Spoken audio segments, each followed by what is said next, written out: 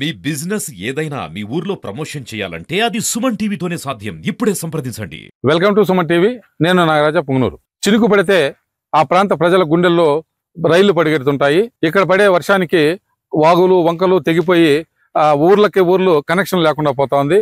ముఖ్యంగా పుంగనూరు నియోజకవర్గంలోని చౌడేపల్లి సోమల ప్రాంతాల్లో, ముఖ్యంగా సోమల మండలంలో ఎక్కువ వర్షపాతము అక్కడ పడుతుంది. దానివల్ల గతంలోనూ చాలా నిండు ప్రాణాలు బలి తీసుకున్నారు. కట్ట తెగిపోయినప్పటికీ వారు మరమ్మతులు చేయక శాశ్వత పరిష్కారం చూపించకపోవడంతో చాలా ఇబ్బందులు పడుతున్నారు. అందులోనూ చౌడేపల్లి మండలంలో ఓదులపేట అనేటువంటి గ్రామానికి పలమనేరు మార్గం నుంచి ఓదులపేటలో మధ్య 2 కిలోమీటర్ల మేర తారు రోడ్డు వేశారు. అయితే ఇటీవల కురిసిన వర్షానికి చారాల చెరువు నిండి ఆ ఓదులపేట చెరువు మీదుగా ఆ విధంగా ఒక వంకలేకే వెళ్ళిపోతాయి. అక్కడ వెళ్తున్న మార్గంలో 2 కిలోమీటర్లు ఉన్నటువంటి తారు రోడ్డు 1.5 కిలోమీటర్ మేర అక్కడ నీళ్లు ఎక్కువ ఉధృతంగా వచ్చి అక్కడ కొట్టుకుపోతున్నాయి. అదే గనక శాశ్వత పరిష్కారం చెక్ డ్యాంలు వంటివి నిర్మిస్తే ఎలాంటి ప్రమాదం ఉండదని వాళ్ళు అంటున్నారు.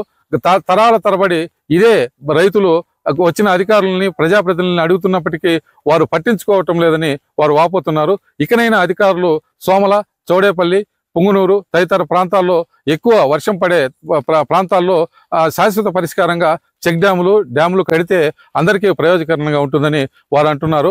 ఆ రైతుల మాటల్లోనే విందాం పదండి. ఓదులపేట గ్రామము ఎం రమణారెడ్డి.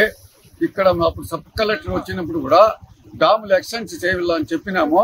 ఇప్పుడు 100 ఎకరాలు పంట నష్టం అయింది. అది ఇప్పుడు దాన్ని ఇది చేయాలా. ఎక్కడి నుంచి వస్తున్నాయి ఈ నీళ్ళునా? ఇది చారాల చెరువు నీళ్ళు ఇంటి వస్తున్నాయి. పైన ఇంటి చిట్టిపల్లి చారాల చెరువు ఇది పెద్ద వంక. ఇదే ఎక్స్టెంట్ చేయాలా, లేకపోతే రైతులు చాలా నష్టం అయిపోతుంది. పంటకి ఇది అయిపోతుంది. మేము సబ్ కలెక్టర్ చెప్పినాము, అప్పుడు పట్టించుకోలేదు ఎవరు. అట్లా చేసి దయం అట్లా చేయాలి అని చెప్పి. మా పేరు శంకరప్ప. ఇక్కడ ఓదులపేట గ్రామము. అది ఇక్కడ మా పైన ఇక్కడ చారాల చెరువు ఉన్నదండి. అది నిండినప్పటి నుంచి సారి మాకు ఇక్కడ మొత్తం పోయినసారి ఇలాగే మొత్తం పంట నష్టం వచ్చేయండి.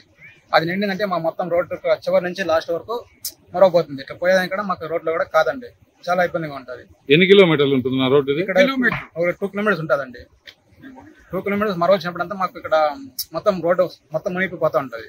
మనుషులు పోయేదానికి కూడా ఇబ్బందిగా ఉంటుంది. ఊరంతా కూడా భయపడాల్సి వస్తుంది, ఎక్కడ మునిగిపోతుంది ఏమైతుంది అనేసి మేము ఇబ్బంది పడుతున్నాం చాలా. మాకు ఏదైనా ఇంకా రోడ్డు ఇంకా హైట్ గా లేపి డాములు కొంచెం పెద్దగా చేసి మా ఊరికి న్యాయం చేయాలనేసి మేము కోరుకుంటున్నాం.